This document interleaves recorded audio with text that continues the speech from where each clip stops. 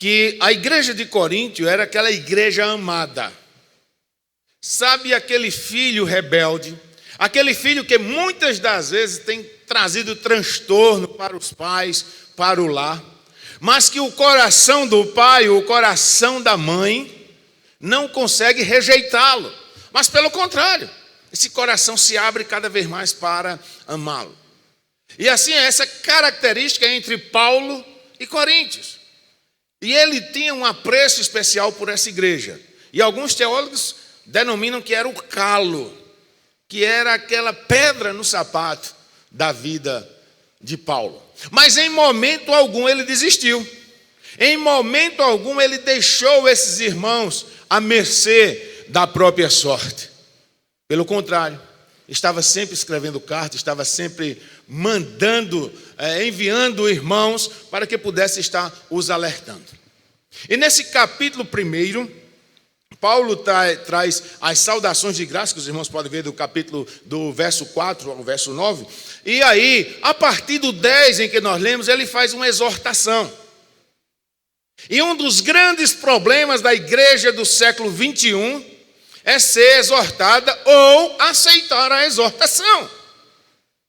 Eu estava conversando ainda hoje de manhã com um irmão acerca disso, da dificuldade que se tem dos crentes de hoje quererem ouvir uma palavra de exortação e dizer, eu preciso me corrigir. Como isso tem sido difícil para nós. Porque nós estamos, queridos irmãos, procurando a massagem de ego. Eu estava lendo uma reportagem em que vários países, eu não vou mencionar aqui para não tomar tempo, mas cada um está aceitando algo inusitado para desestabilizar os alicerces da família e do cristianismo. Por exemplo, o Canadá aprovou a bestialidade. Ou seja, aquele que quiser fazer sexo com animais está liberado. Dá para você imaginar ou mensurar isso aí na sua mente? A Inglaterra aprovou outra coisa que para nós eu não acredito. Que se um filho deseja casar com a irmã, carnal, pode. A mãe achou muito bonito o seu filho, além do amor de mãe, tem um amor, né? Hétero, eros, o amor sexual, pode, está liberado. E por tabela isso vem atingindo. E como eu disse, não vamos citar aqui porque vai tomar muito tempo. E esta semana passada, nós estamos no primeiro dia desta semana, a Igreja Batista de São Paulo aceitou o casamento homossexual de duas pastoras. Eu não sei se alguém viu isso aí. Quem viu isso aí, levanta a mão aí, para não ficar só pastor. Não sei. Irmão, viu ali a reportagem. Como pode? E é claro que é uma divisão da Igreja Batista da Convenção, que nós chamamos. Mas está lá as duas pastoras. Pastor, e tem rebanho? Assim. Porque os que estão enveredando por esse caminho, pelo menos nós temos um canto ali que nos aceita.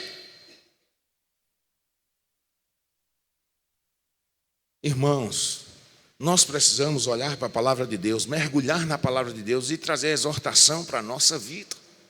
Aceitar isso, dizer, eu preciso mudar. Paulo é enfático quando ele diz rogo-vos, e eu acho super interessante essa palavra, ele usa lá em Romanos, usa aqui em Coríntios, não é uma petição convencional, rogar é algo mais do que pedir, é como se estivesse derramando lágrimas de sangue. Rogo-vos, pois, irmãos, pelo nome de nosso Senhor Jesus Cristo, que faleis todos a mesma coisa, e não haja entre vós o quê? Divisões. Isso é fácil? Não é, mas é necessário. A sintonia entre a irmandade, no que concerne as coisas de Deus, no que concerne as coisas dos céus, tem que funcionar. Tem que funcionar. Por isso precisamos do evangelho genuíno, por isso precisamos do evangelho da simplicidade, o evangelho natural. Quando enfeitamos demais, a coisa complica. E ele diz, faleis todos a mesma coisa e que não haja entre vós divisões, antes sejais inteiramente unidos na mesma disposição mental e no mesmo parecer. Quando ele diz na mesma disposição mental, está falando de pessoas com seu juízo perfeito. Não estamos falando de débil mental, estamos falando de pessoas que precisam ter a mente do nosso Senhor e Salvador Jesus Cristo. Precisamos compreender que quando tiramos um tempo para Deus, e que não seja esse tempo de vir 2 horas na igreja em nome de Jesus, isso não é sinal de pessoa, de crente que está sintonizado com Cristo. A assiduidade é excelente para que a irmandade esteja junta, mas isso não significa, de fato e de direito, que você está em sintonia com Deus. Estar sintonizado com Deus vai muito além disso. É chorar aos pés de Cristo, é derramar-se em lágrimas. Senhor, eu sei do que fiz, eu sei a fraqueza que tenho, me dê força em nome de Jesus Cristo, para que eu possa ser um verdadeiro embaixador, aquele que representa os céus aqui na terra, porque esta terra, como eu acabei de falar, essas coisas esdrúxulas, essas coisas difíceis de aceitar estão acontecendo, atingindo as nossas famílias, E eu sei que certamente você que está em casa, você que está sentado aqui na bancada, se olhar para componentes da família ou coisas que aconteceram, você diz, é verdade, meu Deus. Tem um caso que eu não vou expressar aqui na minha família, mas Fatinha sabe de que eu me refiro. Uma pessoa que cantava, que a gente ficava assim, de ter o CD gravado, e de repente enveredou por uma coisa que a gente não consegue compreender. Como homem, a gente não quer aceitar que, Senhor, como pode isso? E às vezes acontece com o nosso filho de dentro de casa. Coisas difíceis, demandas super complicadas que chegam nas nossas mãos. E nós, como cristãos, temos que recorrer a Jesus Cristo, autor e consumador da nossa fé.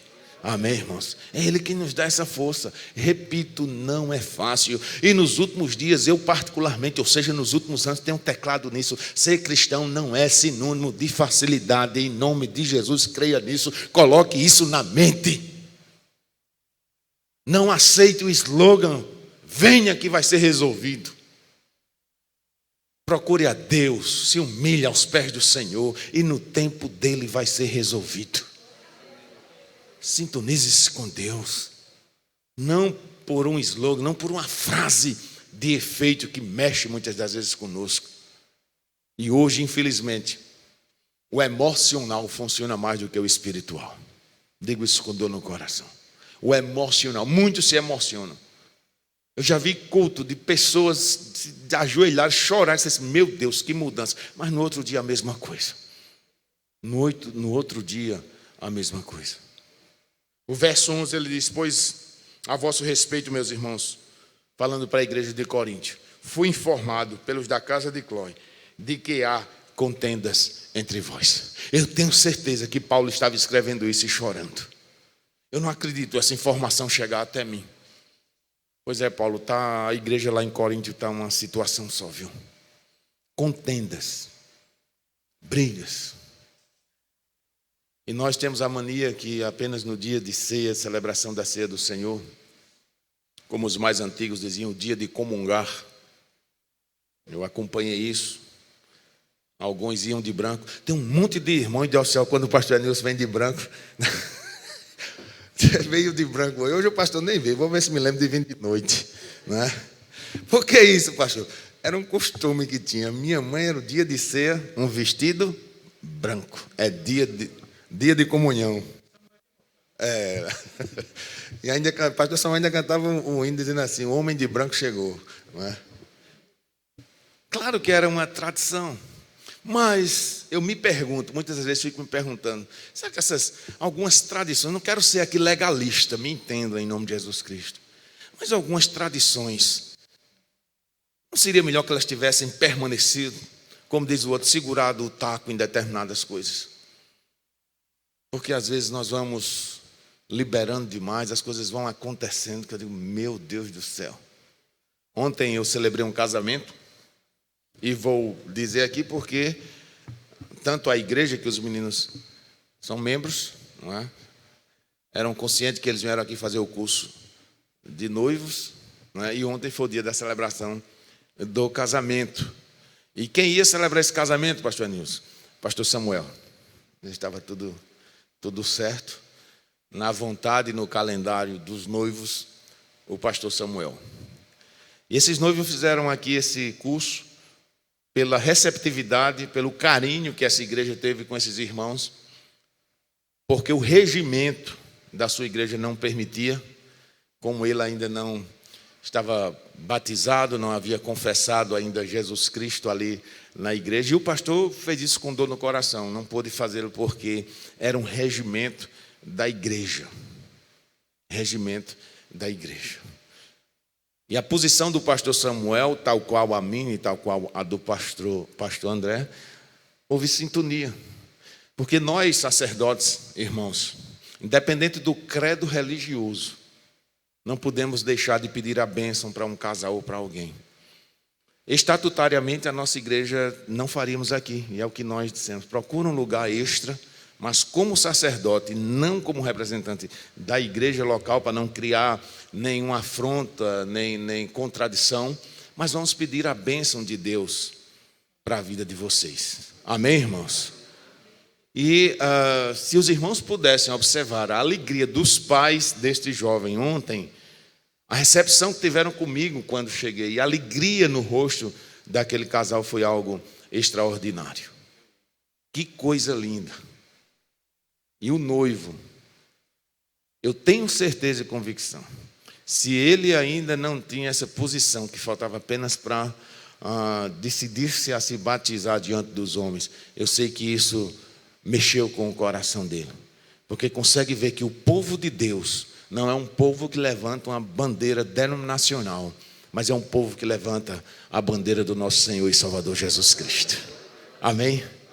Nós precisamos ver isso, nós precisamos enxergar além. Nós precisamos enxergar além. E Paulo estava super preocupado com esses irmãos, porque ele disse: refiro-me ao fato de cada um de vós, no verso 12, dizer: eu sou de Paulo, eu sou de Apolo, eu sou de Cefas, eu sou de Cristo. Paulo foi o primeiro que se colocou nessa lista. Eu não quero que vocês façam apologia a mim. Eu não quero que vocês digam: eu sou da igreja de Paulo. Não façam isso. Eu sou um simples evangelista. Eu sou um simples missionário que tive a missão de levar a palavra de Deus. Não me ovacionem. Não me coloquem no lugar de Jesus Cristo. Não façam isso. Nem a mim, nem a Pedro, nem a Apolo. E infelizmente, muitos estão fazendo. Parece que não conseguiram ver a recomendação paulina de mais de 2000 anos atrás. E brigam entre si. E censuram pessoas. Quando a gente olha para a vida de Jesus Cristo, quebrando paradigmas sociais naquela época, na cultura e naquela sociedade, não na de hoje.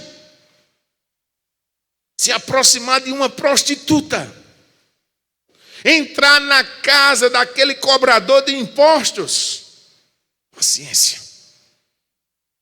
Era a mesma coisa se Jesus Cristo viesse hoje e estivesse lá com o nosso ministro da Economia, revendo ali parâmetros do leão, que quem declara seu imposto de renda só tem até o dia 30 de abril. Igreja também é informação, não é? Então, a dizer, mas Jesus Cristo estava lá, Jesus Cristo está comungando com as coisas da Receita Federal, pelo amor de Deus. E na época foi isso que ele ouviu quando adentrou a casa de Zaqueu. Os fariseus, quando viram chegando perto de uma prostituta. Os fariseus, quando viram curando aquele homem da mão ressequida num dia de sábado. Se esse daí, esse não é o Filho de Deus, não tem como. Ou seja, ele quebrou paradigmas sociais, irmãos. E muitas das vezes nós não estamos conseguindo fazer isso. Nós estamos apenas nos bastidores, de longe, olhando. Mas precisamos nos aproximar, precisamos conviver e não fazer acepção de denominação, acepção de igreja, acepção de pastores. Esse é dessa forma, esse outro ministra melhor, esse é pelo amor de Deus. Não podemos fazer isso. O alvo é Jesus Cristo. Quando olhamos para a palavra de Deus, quando mergulhamos de fato e de direito na palavra de Deus, você vai ser um crente alicerçado na palavra de Deus. Quando você escutar algo que não está dentro da palavra de Deus, você vai saber. Você vai ter entendimento através do Espírito Santo. E Paulo, no verso 13, ele diz: acaso Cristo está dividido? Olha que coisa, irmãos. Por acaso Cristo está dividido para a gente estar com esse partidarismo? Foi Paulo crucificado em favor de vós, ou foste porventura batizado em nome de Paulo? Ele se coloca no exemplo. Porque certamente uma grande maioria dizia: Paulo, está acontecendo isso mesmo, mas nós que lhe defendemos, nós que somos do seu time. E Paulo não queria ouvir isso, não. Paulo queria apenas cuidar da igreja, mas que eles entendessem que o cabeça era Jesus Cristo. Eu sou canal, mas o cabeça é Jesus Cristo. Toda reverência, toda honra, toda adoração a Ele, única e exclusivamente a Ele.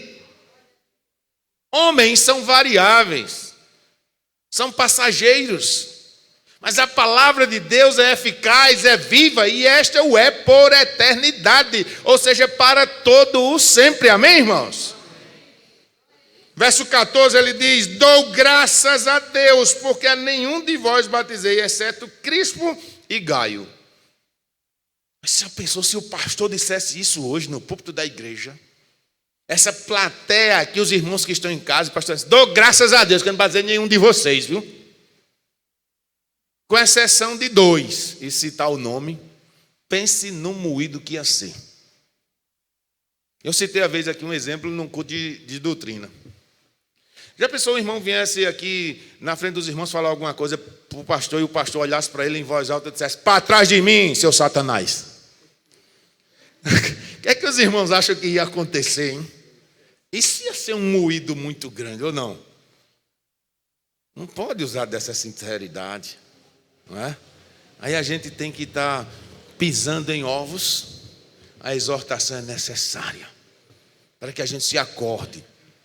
O bom crente, o bom cristão, o salvo na pessoa de Jesus Cristo, aceita a exortação para que possa se corrigir. Eu não sei como foi a educação no seu lar, eu sei falar do meu, da minha casa, do meu pai, da minha mãe. E cada um teve a sua maneira de educar.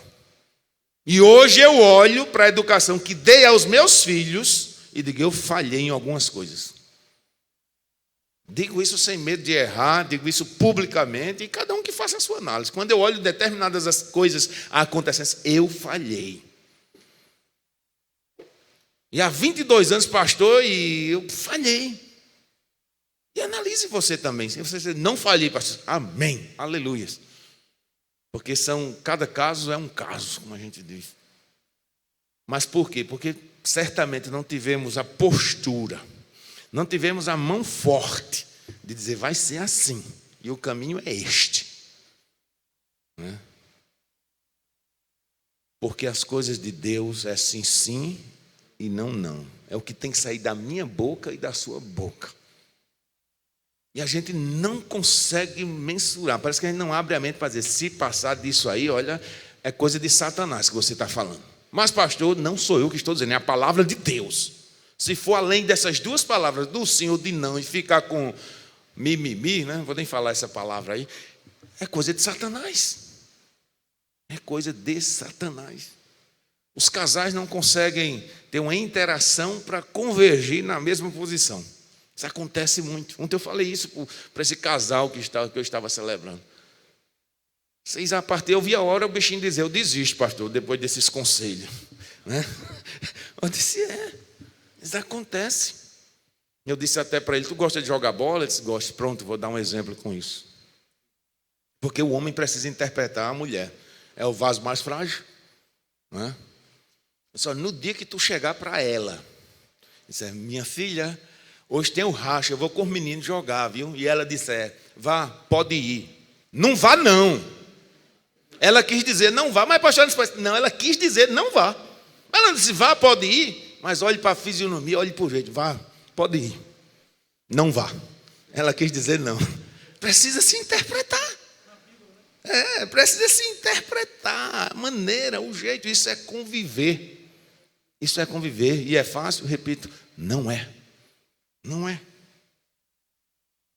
E ele diz isso. Dou graças a Deus por isso. Sabe por que Paulo deu graças a Deus? Ele disse, porque vocês, pelo que eu estou vendo, se eu estivesse batizado tudinho, vocês estavam me ovacionando demais, me colocando lá em cima. Então, a igreja entendeu? Diga amém. Foi por isso que Paulo disse isso. Pelo que estava acontecendo, eu dou até graças a Deus. E Paulo não estava com a preocupação de batizar. Incrível isso. O maior missionário de todos os tempos, o que mais escreveu, que nós temos conhecimento de 13 epístolas, não estava preocupado com isso. Coincidentemente, o nome do meu sogro, saudosa memória, é Paulo. Eu achava lindo ele sair evangelizando. Não tinha um mínimo de preocupação. Principalmente aqui em Campina Grande, tem a igreja estabelecida ali no São José, entre a rua Aristide Lobo e a José do Patrocínio. Mas nunca dizia, o endereço da igreja é esse. Esse tinha um programa na extinta rádio Cariri. Diariamente o programa A Luz do Evangelho no seu lar. Mas não divulgava o endereço. Vão lá na minha igreja para vocês conhecerem. Não. O verdadeiro evangelista. Se preocupando em proliferar a palavra de Deus. Que pessoas escutassem o santo evangelho. Porque dizia o que a palavra de Deus de fato dizia. A fé vem pelo quê? E ouvir o quê? Eu vou perguntar de novo. A fé vem pelo e ouvir? Pastor, nós temos surdos. E graças a Deus nós temos professores, tradutores de Libras, que os surdos escutam. Você pode dizer amém por isso, meu irmão? Está aqui a nossa irmã traduzindo em tempo real. Quem está em casa e é surdo está ouvindo essa meditação por esses abençoados irmãos que traduzem para os surdos. A fé vem pelo ouvir e ouvir a palavra de Deus. E a palavra de Deus precisa ser proliferada. A palavra de Deus precisa de fato, ser levada através dos nossos missionários. Verso de número 15.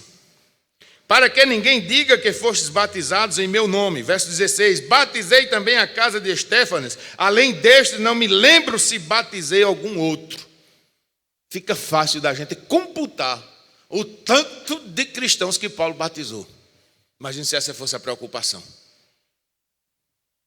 E eu, particularmente, quando discipulo os batizandos, os candidatos, aqueles que estão na classe de catecúmenos, e eu digo, olha, de fato, o batismo não salva ninguém. A gente precisa entender isso. Pastor, porque a gente faz uma recomendação para que o candidato mostre para a sociedade, para os seus familiares, que ali ele está se tornando uma nova criatura. Amém, irmãos? Esse ato é um ato físico, simbólico. A mesma coisa a ser do Senhor. Os irmãos pasmem, mas há denominações históricas que brigam até hoje por conta da celebração da ceia do Senhor. Meu Deus! Até hoje. Porque depois de orar, passa a ser a carne de Cristo. E começam a brigar por isso. Os que creem na transubstanciação. E eu particularmente, e a grande maioria dos nossos pastores da nossa denominação não creem dessa forma, porque é símbolo. É símbolo. É um ato físico, que nós vamos nos submeter, tal qual o batismo, um ato físico, porém com grande valor o quê? Espiritual. E aí é você entender na hora de ingerir que Jesus Cristo estava ali naquela cruz do Calvário, aquele que não tinha pecado, morrendo, derramando o seu sangue por mim e por você. O que vale é o seu entendimento, é você crer naquele sacrifício vicário. E no momento dizer, obrigado, Senhor, eu estou aqui me lembrando, eu estou aqui participando. E às vezes brigam por isso, racham por isso. Hoje, eu fui batizado, nasci na Igreja Batista e evidentemente fui batizado por imersão. Hoje está amenizado isso, mas os irmãos mais antigos sabem a confusão que isto era. Irmãos batistas e irmãos assembleanos nunca aceitaram o batismo congregacional. E eu fui adestrado a isso, viu? Porque não entendia. Tinha que mergulhar. Teve uma irmã que ela tinha medo de água e ia até o pescoço e o pastor não pode. Não, mas já foi, pastor. Não vai, só vai se for tudo. É sério, eu batizei assim por imersão. Em determinado momento a gente tinha que dar a chamada rasteira no candidato. E estou sendo sincero com os irmãos. Tinha medo e tal. Por mais que segurasse, mas tinha que mergulhar tudo. E uma vez eu conversando com um irmão, e ele disse, não vale, pastor. Eu digo, mas até a canela. Ele disse, não vale. Até a cintura, não vale. Até o pescoço. Ele disse, não vale, pastor, o senhor não vai me convencer. Eu disse, e aqui na cabeça? Ele disse, vale. Eu disse, é por isso que a gente batiza na cabeça, que já é a aspersão, vai aspergir para o corpo todo. Ele ainda não se convenceu, mas você disse que na cabeça serve. Não vale a pena, não discutam. Recomendo aos membros congregacionais, especialmente da nossa igreja, não entre nessa discussão. Não leva a nada. Paulo está dizendo isso. Ele disse, não briguem por isso. Se eu fosse ser recompensado no céu pelos candidatos que batizei, Paulo está dizendo em outras palavras, eu não entraria. Dá para se contar. Se você fizer uma conta rápida, ele batizou no máximo 6 pessoas. Pode um negócio desse? Pode. Um homem como Paulo, ele quis provar que não vale a pena discutirmos. Amém, irmãos? O verso de número 17, para finalizarmos. Porque não me enviou Cristo para batizar, preste atenção, mas para pregar o Evangelho, não com sabedoria de palavra, para que não se anule a cruz de quem? Não foi porque eu era um alto oficial romano, não foi porque eu era um intelectual, que assim ele o era, aprendeu nada mais, nada menos aos pés de Gamaliel. Esse próprio Gamaliel foi aquele que, se você ler a palavra de Deus em Atos dos Apóstolos, quando os discípulos começaram a pregar, ele estava ali no aerópago e Gamaliel os chamou e disse, ei, não entre em contradição com eles não. Olha que homem inteligente. Se essa obra que eles estão fazendo for de homem, isso vai se acabar. Não vale a pena não. Que homem sábio. E se for de Deus, vocês vão perder tempo também. Porque se for de Deus, ela vai perdurar. Amém, irmãos? Foi com este homem que Paulo aprendeu. Então ele tinha a sua sabedoria humana. Mas ele disse, eu não quero, através da minha intelectualidade, através das minhas palavras bonitas, da minha homilética, da minha hermenêutica, no que Jesus Cristo deixou escrito, anular a cruz de Cristo. Amém, irmãos? Eu quero que vocês aprendam o evangelho da simplicidade. Eu quero que vocês ovacionem a Jesus Cristo. Eu quero que quando vocês olhem para a cruz, relembrem que Jesus Cristo morreu, que derramou o sangue por mim e por vocês. Eu quero isso. Eu quero que vocês olhem para a cruz e entendam que naquela cruz não tem um Jesus Cristo, porque Ele ressurgiu de dentre os mortos. Amém, irmãos? Esse Jesus Cristo que precisamos pregar. Esse Jesus Cristo que é o nosso norte. Por isso não podemos entrar em divisões. E por isso precisamos abrir o coração, para que na hora que a exortação venha, nós a recebamos. E diga, eu vou me corrigir nisso. Eu estou falho nisso. Eu não quero ser um crente, um cristão apenas de ir à igreja. Eu tenho um primo que é católico, e certamente ele às vezes também nos vê pela internet. E eu não conheço nenhum outro mais assíduo, mais participativo na igreja do que esse meu primo, na igreja católica. E como ele é ativo, eu fico olhando assim, meu Deus, fulano só falta um cabelinho de sapo. Você já viu um cabelo de sapo, meu irmão? Pois é microscópico para se converter. E muitas das vezes olhamos algumas coisas que acontecem dentro dos chamados já salvos, que deixa-se a desejar.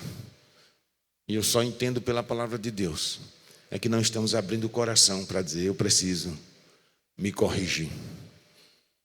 Aquele velho ditado que pau que nasce torto, morre torto. Meu irmão, joga-se fora, isso é conversa de Satanás. Algumas características nós precisamos mudar, sim. Eu conheço pessoas que mudaram de fato e de direito. É claro que a maneira de falar às vezes não muda, porque é característica, é cultural até. Mas quem faz toda essa mudança é o Espírito Santo de Deus. A mim, não vou generalizar, a mim me espanta. Fico preocupadíssimo quando pessoas com poucos meses de convertidos mudam até a maneira de falar. Por que o senhor está dizendo isso, pastor? Porque eu conheço. Como eu disse, eu venho de berço e já vi tantas coisas. Teve um irmão que mudou a maneira de falar. Ele se posicionava assim, dava a paz do Senhor assim. A paz do Senhor, irmão, irmã, querendo inventar. Que é isso? Que é isso? A verdadeira mudança vem do Espírito Santo. Não é a maneira de falar, a maneira de se posicionar assim. Parece que engoliu o cabo de vassoura. Ei, calma aí, calma. Deixa as coisas fluírem naturalmente. Isso é sério, isso é muito sério. Faz um estereótipo. E quem era expert em fazer esse estereótipo? Os fariseus. E Jesus Cristo os chamou de hipócritas. Vocês são sepulcros caiados. Lindo, bonito, mas por dentro está a podridão. Evangelho da simplicidade. Crentes com humildade e autênticos. É o que se precisa no século 21 para fazermos a diferença. Os bons costumes que permearam a vida desta igreja precisam fazer parte da nossa vida. Não estou falando de coisas arcaicas, não é? Como eu disse, legalismo religioso, não. Mas ele tem uns bons costumes que nunca podem sair de moda, irmãos. E o da educação, já falei nisso, já teclei aqui. Está em desuso. Como é triste para os mais velhos verem falta de educação num povo cristão. Falei aqui há 15 dias. Nós fomos tolhidos de abraçar, de pegar na mão. Se você não está sentindo falta disso, tem algo errado na sua vida de cristão.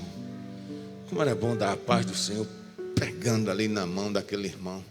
Mesmo que aquele irmão suasse muito, não tinha nada não tinha esse negócio de álcool, você fazia assim. É mesmo, né, irmão? Quando ele dava um vacilo, você...